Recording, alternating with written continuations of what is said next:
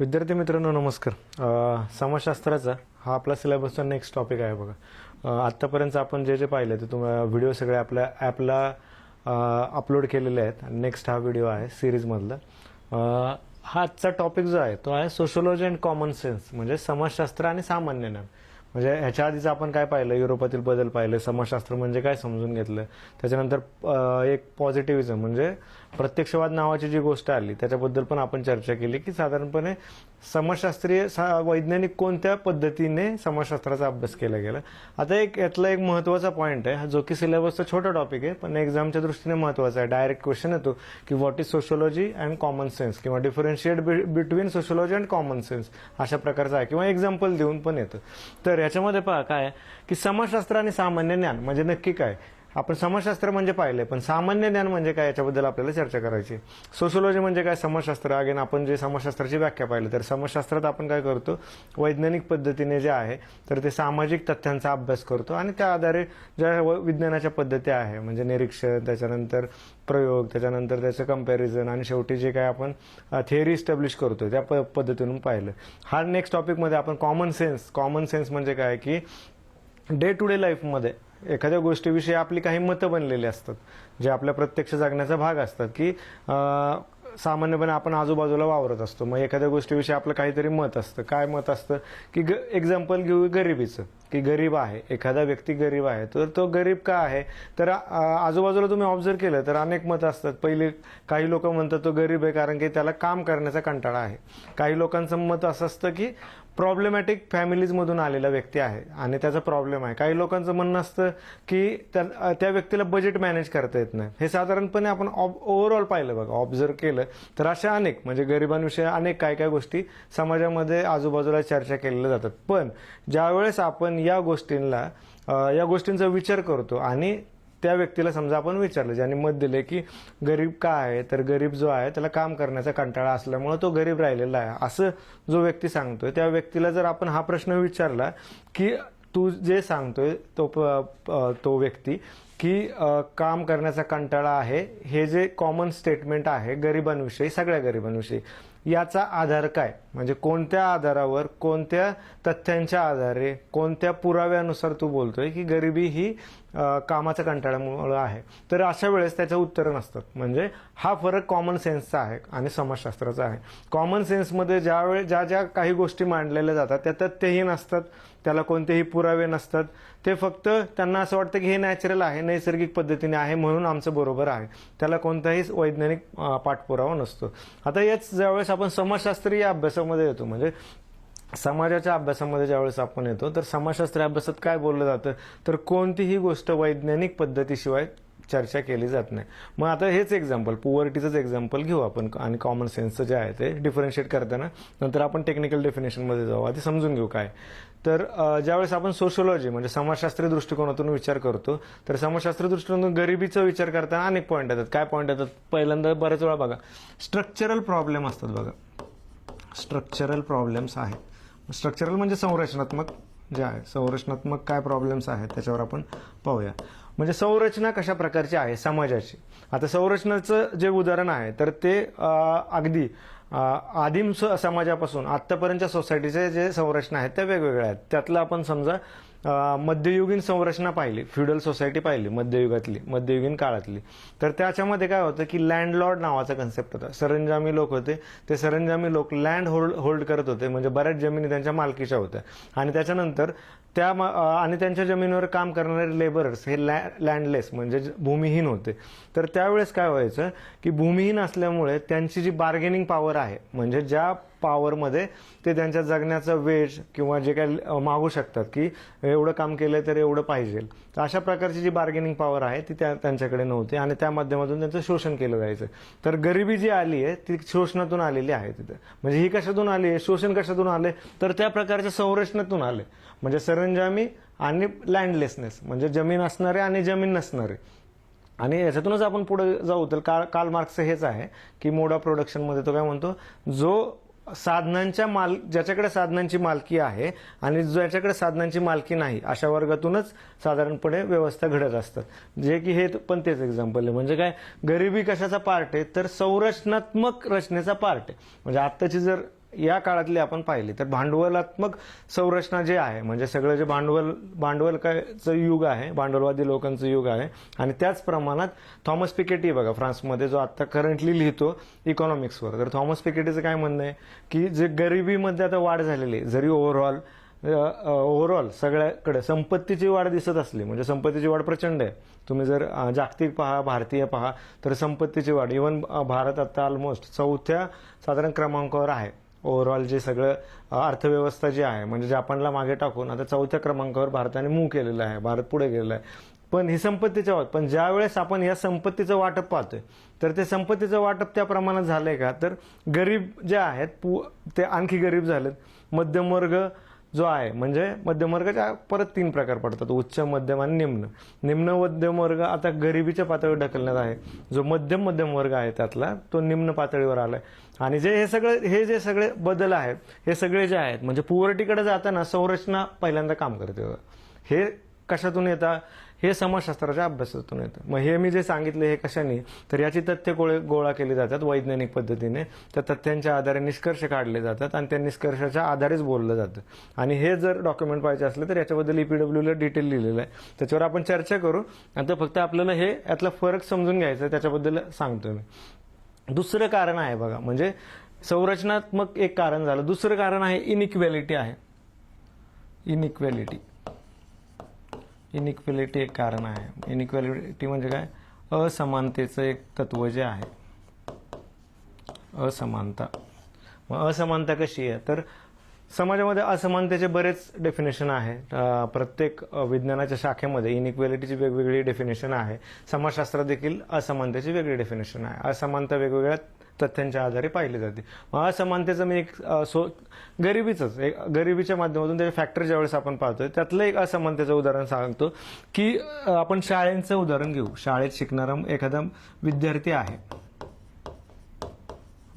आहे तर ॲस्पिरेशन्स आहेत, सगळ्यांच्या ॲस्पिरेशन्स आहे. आपण UPSC MPSCची तयारी करतोय, आपले ॲस्पिरेशन्स आहेत, IAS IPS जे काय आहेत, डेप्युटी कलेक्टर ज्या व्हायच्या. तर अशा प्रकारच्या ॲस्पिरेशन्स अनेक वर्गांच्या असतात. इनइक्वॅलिटी तर कुठे येते पहा. इनइक्वॅलिटी जे आहे तर विद्यार्थी आहे, जो विद्यार्थी एखाद्या मोठ्या शाळेमध्ये खाजगी इंग्रजी शाळेमध्ये शिक्षण घेतोय आणि जो विद्यार्थी आहे जो म्युनिसिपल कॉर्पोरेशन किंवा नगरपालिकेच्या ज्या शहरांमध्ये शाळा असतात त्याच्यामध्ये शिक्षण घेतोय, तर यांच्यामधला फरक काय पडतोय बघा की ॲक्सेस टू द नॉलेज आणि ॲक्सेस दोन्हीकडे सेम आहे. परंतु शाळेत जाण्याची वारंवारता दोन्ही विद्यार्थ्यांची किती आहे, म्हणजे जो खाजगी माध्यमात जातोय आणि त्यांच्या पालकांची जी सोबतता आहे ती, आणि जे म्युनिसिपल कॉर्पोरेशनमध्ये जाणारे विद्यार्थी आहेत जे की day to day wage earner आहेत, जे आपण मजूर अड्डा म्हणतो, मजूर अड्ड्यावर जाणारे रोजचे लोक आहेत, त्यांच्या मुलांचं आणि यांच्या मुलांचं कंपॅरिझन एका पातळीवर येते का, म्हणजे ज्यावेळेस शिक्षणाचा दर्जा ठरतो तर तो तशा प्रकारचा जातोय का, त्याला आपण इनइक्वॅलिटी म्हणतो. आणि त्या इनइक्वॅलिटीतून येणारी जी गरिबी आहे पुढे जाऊन, म्हणजे हा विद्यार्थी कन्सिडर करा की सेम IQ लेवलचे आहेत दोन्ही शाळेत शिकणारे, त्याच्यानंतरची पुअर्टी येणार आहे. मग ही पुअर्टी कशातून आली आहे, तर इनइक्वॅलिटीतून आली, असमानतेतून आली. तर अशा प्रकारचं जे आहे म्हणजे गरिबीचं एक्झाम्पल देऊन जे आपण सांगितलं, आता आपण हे कशासाठी बोलतोय तर हेच असेच एक्झाम्पल देऊन आपल्याला एक्झाममध्ये लिहायचं. पहिलं मी काय सांगितलं की कॉमन सेन्सनी काय सांगितलं होतं गरिबीबद्दल, की गरिबी ही हार्डवर्क करण्याची तयारी नसणे त्याच्यामुळे गरिबी आहे. आणि ज्यावेळेस आपण समाजशास्त्रीय दृष्टिकोनातून पाहिलं तर संरचनात्मक प्रॉब्लेममुळे गरिबी येते, त्याच्यानंतर असमानतेमुळे गरिबी येते, अशा प्रकारचं आहे. ह्याच्यामध्ये एक पुढे येणार आहे आपल्याला, पण मी आता आलंय त्या ओघाने सांगतो. मॅक्स वेबर जे आहेत ते एक समाजशास्त्रज्ञ आहे, विचारवंत आहेत. त्यांनी याच्याबद्दल लिहिलं होतं की कॅपिटलिझमची जी डेव्हलपमेंट आहे, भांडवलवादाचं जे सगळं उगम होत होतं त्या काळामध्ये, तर त्याच्यावर त्यांचं प्रोटेस्टंट इथिक्स नावाचं एक बुक आहे. त्याच्यामध्ये त्यांनी मांडलेलं आहे की राईज जो आहे सगळा, मी मागं पण हे उदाहरण दिलं आहे की वेस्टर्न कंट्रीजमध्ये तुमचं जे स्पिरिच्युअल डेव्हलपमेंट आहे तर ती कशातून आहे की तुमचं कॅपिटल तुम्ही किती गेन करताय आणि ते तुमचं यशाचं गमक आहे आणि गॉड इज विथ यू. आणि जे आपल्या ईस्टर्न कंट्रीजमध्ये आहे, सगळ्या एशियन कंट्रीजमध्ये, तर ते आपल्या इनर सेन्समध्ये आहे, म्हणजे आपण आतमध्ये पाहणे. म्हणजे अगदी बुद्धापासून ते सगळं आपल्या महाराष्ट्रातल्या ज्ञानेश्वर महाराजांपर्यंत, तुकोबांपर्यंत, यांचं सगळ्यांचं काय म्हणणं आहे की आत पाहणे, स्वतःमध्ये पाहणे. किंवा रूमी पण काय म्हणतोय की जो अंदर गया वो तेर गया, असं साधारणपणे हे स्पिरिच्युअल डिफरन्सेस दोन्हीमध्ये ह्याच्यामध्ये येतात. मग तेच ज्यावेळेस आपण कंटिन्युअसली पुढे नेतोय की सामान्य ज्ञानमध्ये, कॉमन सेन्समध्ये, तर याच्यामध्ये फरक पडत जातो. म्हणजे प्रोटेस्टंट इथिक्समध्ये मॅक्स वेबर काय म्हणतोय की गरिबी आणि भांडवलवाद जो आहे तर तो कशामध्ये, ह्याच्यामध्ये.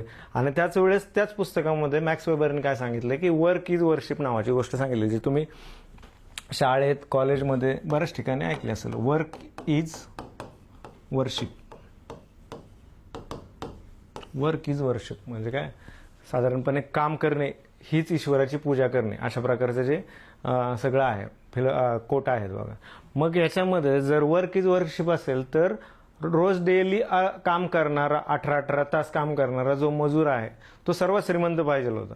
मग हे कॉन्ट्राडिक्ट होतं. हे कॉन्ट्राडिक्ट कशातून होतं तर समाजशास्त्रीय अभ्यासातून होतं.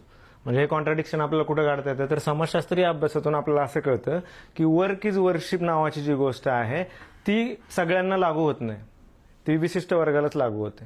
त्याच्यामुळे अशा प्रकारचे कॉमन सेन्स जे आहे ते आपल्याला याच्यातून डिफरन्शिएट करता येतात. कशामधून? सोशिओलॉजीच्या माध्यमातून, समाजशास्त्राच्या. आता हे एक्झाम्पल देऊन हे इंटरेस्टिंग का वाटते, पण ज्यावेळेस लिहिताना तुम्हाला काय करायचं, कॉमन सेन्सची डेफिनेशन लिहायची, सोशिओलॉजीची प्रॉपर डेफिनेशन लिहायची आणि त्याच्यानंतर 2-3 एक्झाम्पल द्यायचे. आता कॉमन सेन्सची प्रॉपर डेफिनेशन मी डिक्टेट करतो बघा. नॅचरलिस्टिक और इंडिव्हिज्युअलिस्टिक दोन्ही प्रकारचे असतात, म्हणजे नैसर्गिक आणि स्वतःच्या याच्यातून येणारे कॉमन सेन्स कशा प्रकारचे असतात. It is explanation for behaviour rest on the assumption that one can really identify natural reason for behaviour, अशा प्रकारचं जे आहे हे टेक्निकल डेफिनेशन आहे. परत एकदा रिपीट करतो की हे जे कॉमन सेन्स एक्सप्लेनेशन जे आहे, it's for behaviour rest on the assumptions that one can really identify natural reason for the behaviour. म्हणजे काय, हे जे कॉमन सेन्स, सामान्य समज असणारे जे एक्सप्लेनेशन्स आहेत ते कशावर डिपेंड असतात तर त्या व्यक्तीच्या इंडिव्हिज्युअल जे अंडरस्टँडिंग आहे आणि त्यांना असं वाटत राहतं की या गोष्टी नैसर्गिक आहेत, त्याला आपण कॉमन सेन्स म्हणतो, त्याला कोणतेही तथ्य नसतं. त्याच्यामुळं ह्याच्यामध्ये आपण पुढं पाहिलं तर समाजशास्त्र जे आहे ते समाजशास्त्र, दैववाद, तत्वज्ञान आणि तिसरी गोष्ट जी आहे आपण आता जे पाहतोय कॉमन सेन्स, सामान्य समज, या तिन्ही गोष्टींपासून समाजशास्त्र दूर जातं आणि समाजशास्त्र वैज्ञानिक पद्धतीने गोष्टी पडताळतं आणि त्या पडताळण्याच्या विविध पद्धती ज्या आहेत त्या आपण पाहतोय. एकदम समाजशास्त्राचे हे जे पहिले काही लेक्चर्स आहेत हे फार कोर लेक्चर्स आहेत. यात एकदा तुम्हाला समजलं तर त्याच्यावर बिल्डिंग चांगली बांधतो. It is foundation lecture. त्याच्यामुळे हे लेक्चर तुम्ही 2-3 वेळा ऐकले तरी चालतील आणि त्याच्यात नोट्स त्या लिहितानाच करायच्या. म्हणजे व्हिडिओ ज्यावेळेस पाहताय त्याच वेळेस स्क्राईब करायचं, रिपीट नाही झालं पाहिजे. एक व्हिडिओ एकदा notes, that is the best practice. ते रिपीट केलं की तेवढे अटेम्प्ट वाढत जातं, त्याच्यामुळे ते टाळायचं. नेक्स्ट याच्यामध्ये आपण पुढचं पॉईंट पाहूया. याच्यामध्ये काय तर सोशिओलॉजी कशातून अगेन ब्रेक्स होतं तेच आहे की कॉमन सेन्स आणि फिलॉसॉफिकल मध्ये आहे. समाजशास्त्राचं जे आहे तर समाजशास्त्राचा मूळ गाभा काय आहे बघा. समाजशास्त्राचा मूळ गाभा आहे संकल्पना, पद्धती आणि माहिती जे आहे, म्हणजेच कन्सेप्ट, त्याच्यानंतर मेथड्स आणि नेक्स्ट जे आहे ते data and information is different thing, ते आपण पाहू नंतर सामान्य समज जे आहे त्याचा बेस काय आहे, इट्स इंडिव्हिज्युअल नॅचरल अंडरस्टँडिंग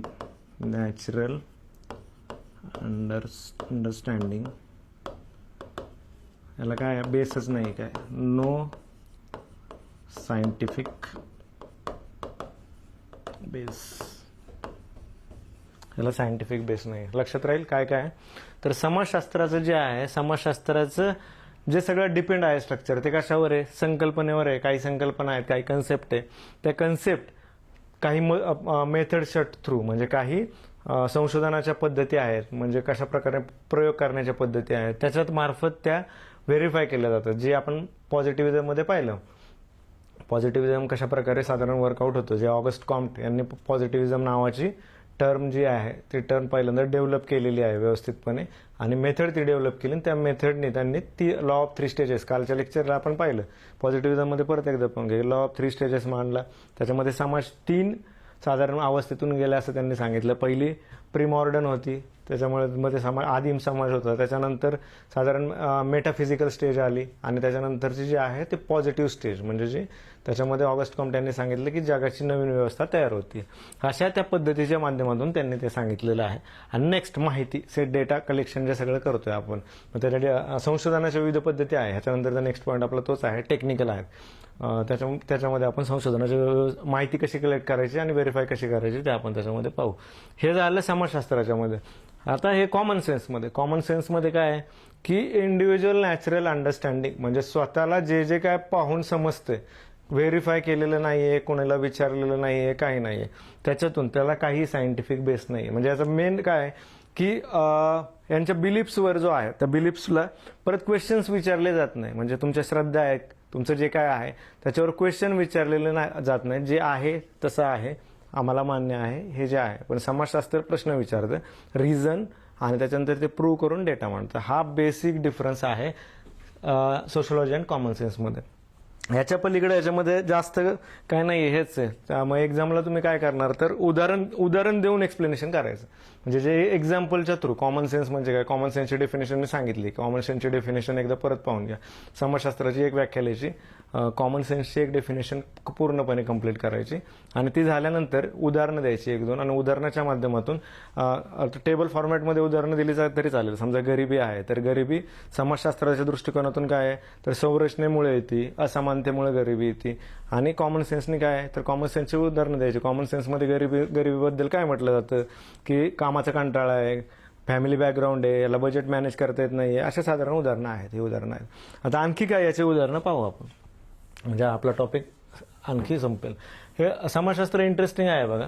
हे सुरुवातीचे काही टॉपिक टेक्निकल आहे, त्याच्यानंतर ज्यावेळेस आपण सोसायटल प्रॉब्लेम समाजशास्त्रीय दृष्टिकोनातून पाहण्याचा प्रयत्न करतो त्यावेळेस ते फार इंटरेस्टिंग होत जातं, आणि त्याच्यामध्ये मार्क्स पण चांगले पडतात. आपलं आहेत बघा, IAS श्रीकांत सर आहेत, त्यांचा स्वतःचा अनुभव आहे की मार्क्स चांगले येतात. त्याच्यामुळं या गोष्टी आहेत त्याच्यामध्ये करता येण्यासारखं आहे. फक्त समाजशास्त्रामध्ये हाच टॉपिक आहे, आणि हेच महत्त्वाचं आहे की उत्तरं लिहिताना तुम्हाला कॉमन सेन्स टाळता आला पाहिजे. ज्याला कॉमन सेन्स टाळता आला तो IAS होतो. ज्याला कॉमन सेन्स टाळता येत नाही मग ते ॲव्हरेज मार्क तरी येतात, ॲव्हरेजपेक्षा खाली समाजशास्त्रात येत नाहीत. पण IASचे मार्क घ्यायचे असले तर हा कॉमन सेन्सची उत्तरं लिहायची नाही. समाजशास्त्र दृष्टिकोनातून विचारवंत काय म्हणले, थिंकर्स काय म्हणले, थेरोटिकल पर्स्पेक्टिव्ह काय, वैज्ञानिक दृष्टिकोनातून गरिबीबद्दल काय बोललंय, झोपडपट्टीबद्दल काय बोललंय, हे साधारणपणे लिहिलं की मार्क्स फेच होतात, म्हणजे होतात 100%, आणि रिझल्ट येतो. नेक्स्ट बघा, काही उदाहरणं पाहू आपण. एक पुअर्टीचं पाहिलंय, एक आणखी आहे बघा. जे पाश्चिमात्य देश आहेत, वेस्टर्न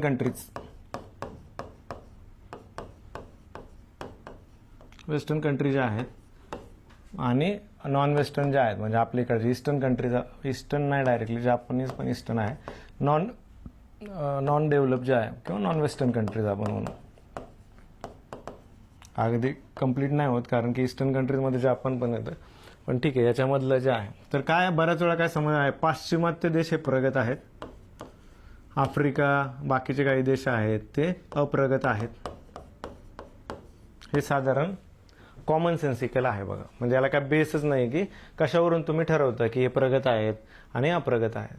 सो प्रगत जे डेव्हलपमेंट आहे ते डेव्हलपमेंटचे फॅक्टर जे आहे ते सोशोलॉजिकल पर्स्पेक्टिव्हमधून दुसरे येतात. त्याच्यामुळं हा एक याच्यामध्ये एक्झाम्पल होतो. नेक्स्ट काय, रिक्रिएशनल पार्क्स आहेत बघा, म्हणजे जे काय म्हणतो आपण उद्यानाबद्दल आहे. रिक्रिएशनल पार्क्समध्ये ज्यावेळेस आपण बोलतो तर पार्क्स कशासाठी, पार्क जॉगिंगसाठी आहे, पार्क्स व्यायाम करायला आहे, शहरांमध्ये जागा नसते, पार्कच्या माध्यमातून लोक तिथे जातात. मग हे झालं कॉमन सेन्सने. समाजशास्त्र दृष्टिकोनातून काय आहे, पार्क्स आहेत, पण पार्क्स कुणासाठी आहेत तर पार्क्स जो वर्ग सकाळी 9ला कामाला जातो आणि संध्याकाळी 5ला घरी येतो, अशा मध्यमवर्गीय लोकांसाठी पार्क्स बनवले गेले आहेत का, हा प्रश्न समाजशास्त्र विचारतो.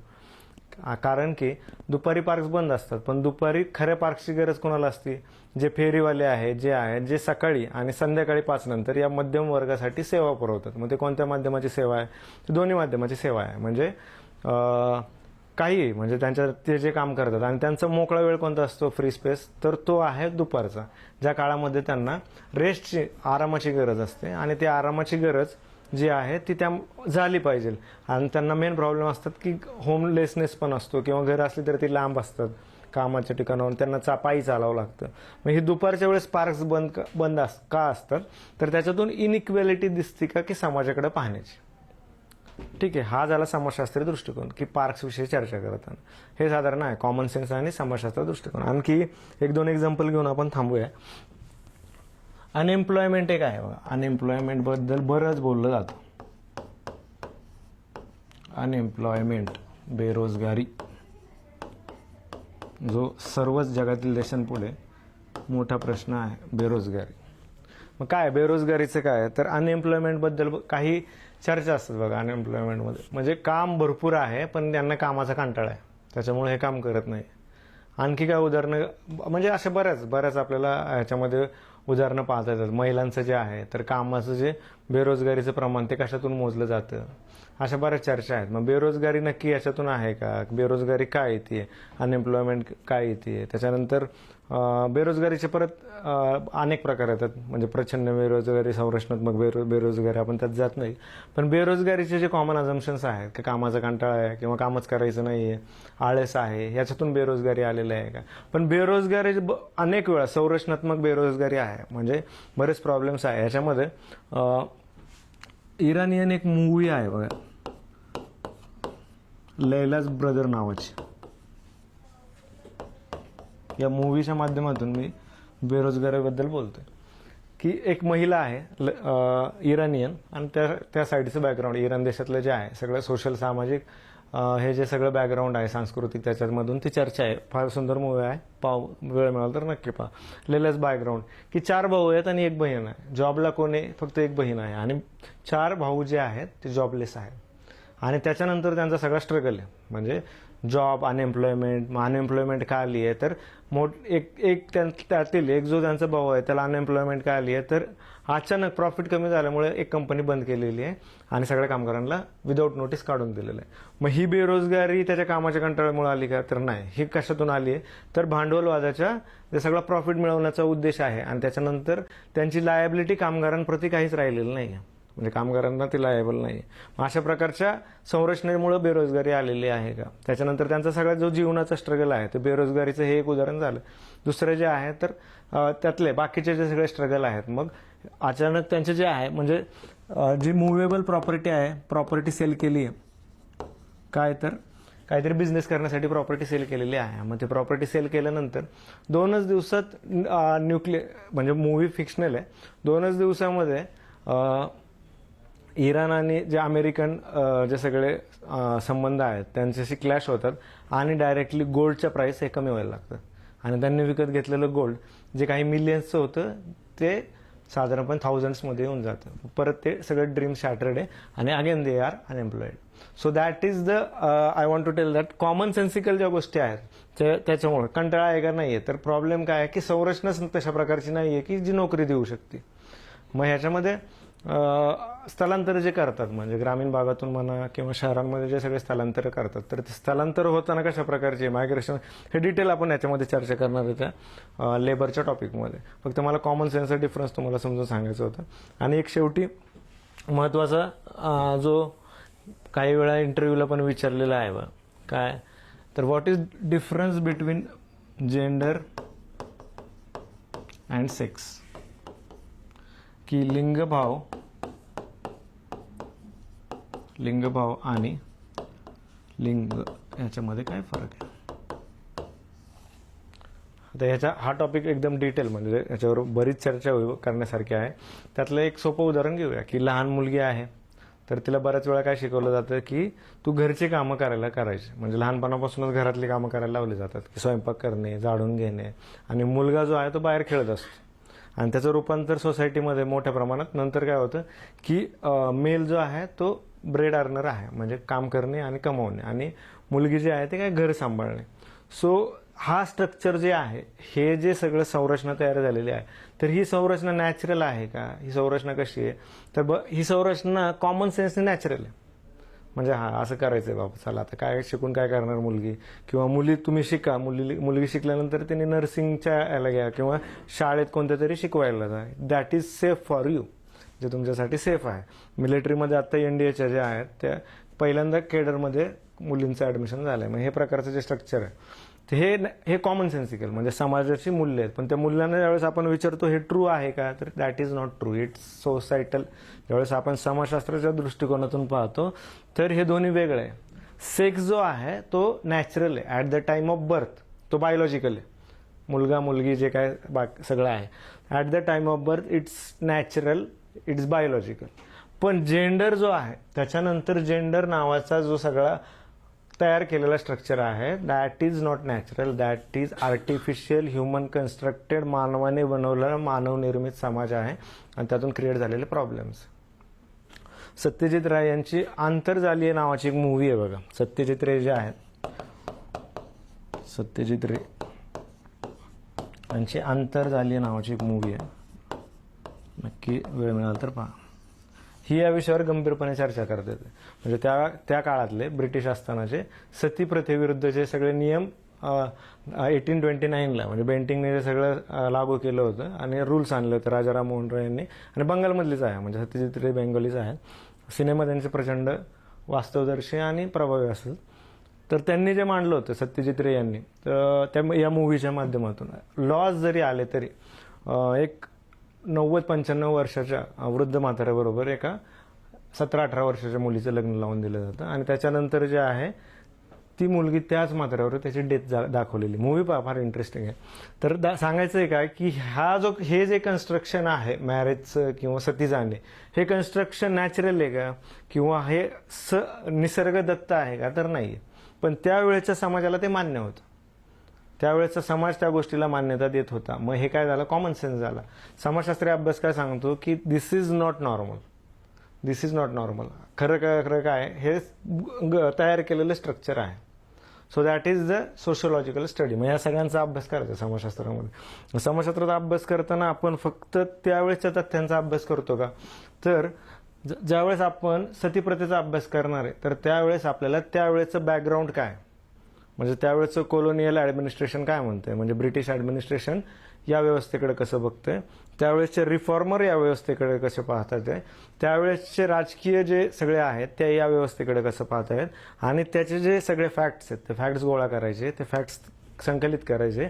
त्याच्यातून साधारणपणे वेगवेगळ्या गोष्टींशी कंपॅरिझन करत एक साधारणपणे ह्याच्या काय म्हणतो त्याला व्हॅलिडेशनपर्यंत द्यायचं. या व्हॅलिडेशन नंतर ते सोशोलॉजिकल थॉट म्हणून मांडायचं.